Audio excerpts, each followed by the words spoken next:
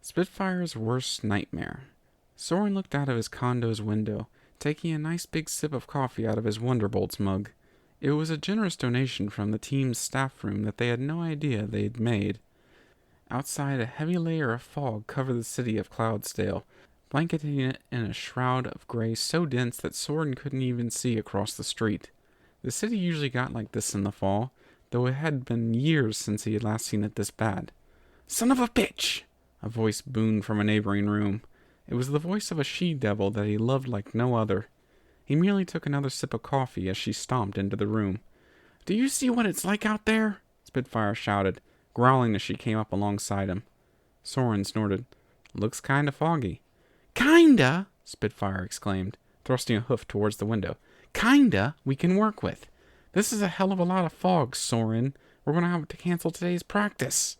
Soren smirked and took a noisy sip of coffee. "Crying shame." "We never cancel practice," Spitfire explained, as if he didn't already know that. Co-captain, yet he was apparently still her subordinate. She grumbled a few more impolite phrases under her breath before glancing at him and his cup of coffee. "Is there?" "Full pot in the kitchen," he finished. Spitfire nodded and stormed out of the room with Soren lazily following behind. "Maybe we can do some indoor lectures," Spitfire suggested. Flicking her hoof towards no one in particular, she filled up a Wonderbolts mug with coffee. Another gift unknowingly donated. "Go over flight routines and..." "Or we can just give every pony the day off," Soren said.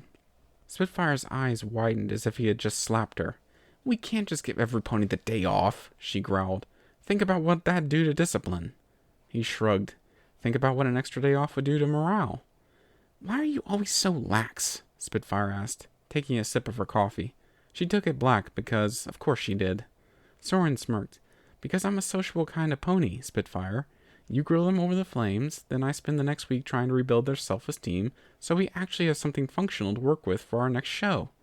"So, you think we should give them a free day off?" Spitfire asked, scowling. "Is that your official stance on this issue? Just give vacation time willy-nilly?" He nodded. "Put it down in the books if you have to. Our team has been doing great recently, and an extra day to fuck around at home will do them wonders." Spitfire was silent for a moment, steeling her jaw and lamenting this. To her, this must have seemed like the worst possible outcome. A whole day where she couldn't berate those under her. Truly a fate worse than death. She was about to speak when another pony lumbered into the room. "Soren, Spitfire," Fleetfoot muttered, letting out a loud yawn. "You two sleep good?" "Like an angel, babe," Soren said, saluting with his mug. Spitfire blew a puff of air into her cheek and glared at him. "You stole the sheets last night." "Oh, please. Who needs sheets? He's like a furnace," Fleetfoot teased. She drew in a breath through her nose and sighed. "Oh, thank fuck. Soren made the coffee this morning." Soren honestly couldn't tell a difference between his and Spitfire's coffee preparation, but somehow Fleetfoot always seemed to know which of them put the pot on in the morning. A weird quirk that he didn't question since it always seemed to work out in his favor. Their girlfriend lumbered over to the cupboard and pulled out another Wonderbolts mug, the first one he had extracted as tribute from their workplace, if the chipped handle and faded logo were any indication. She filled it with coffee and added a single spoonful of sugar before taking a generous sip. "Looks pretty foggy outside," Fleetfoot said, blinking away some of the sleep in her eyes. "We notice," Soren and Spitfire murmured in unison. Spitfire shook her head. "Soren here thinks we should call off practice." "Hell yeah," Fleetfoot whispered, nodding towards him and batting her eyelashes. "Did I ever tell you that you were my favorite?" "Hardy har har," Spitfire muttered, lifting a wing at Fleetfoot and extending her middlemost primary feather. Fleetfoot stuck out her tongue. "I mean, let's be honest, babe.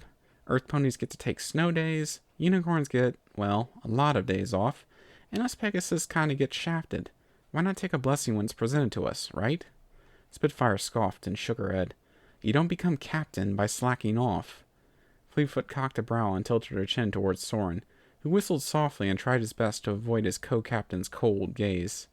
"Soren is good with ponies," Spitfire explained, "and he's an adequate flyer."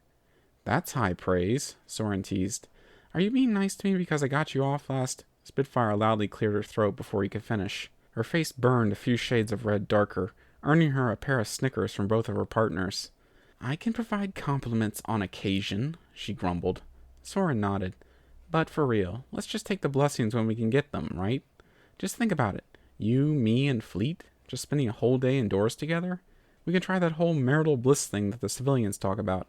I can cook pancakes, Fleetfoot sung, fluttering her lashes at Spitfire. With bananas and chocolate chips, just the way you like them. Spitfire allowed herself a small smile. That does sound nice. Maybe even cuddle for a little while, Soren said. Or go for a walk through the park if the weather improves?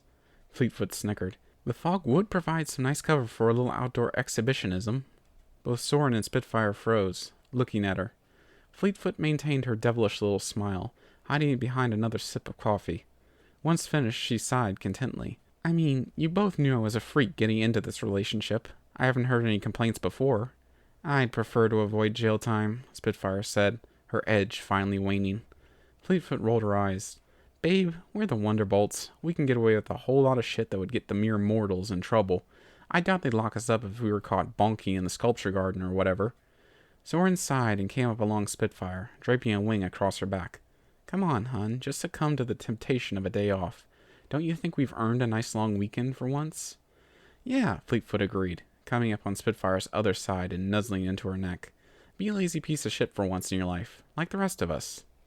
You two are terrible influences, Spitfire grumbled. She then sighed and looked at the two of them, likely seeing their hopeful little expressions. Finally, she growled and threw up a hoof. Fine. We can have a day off. Though I hope you know that I'm working you twice as hard on Monday. Fleetfoot batted her eyelashes and leered at her. You can work us twice as hard today if you'd like. You're insatiable, Fleetfoot, Soren teased. Fleetfoot stuck out her tongue.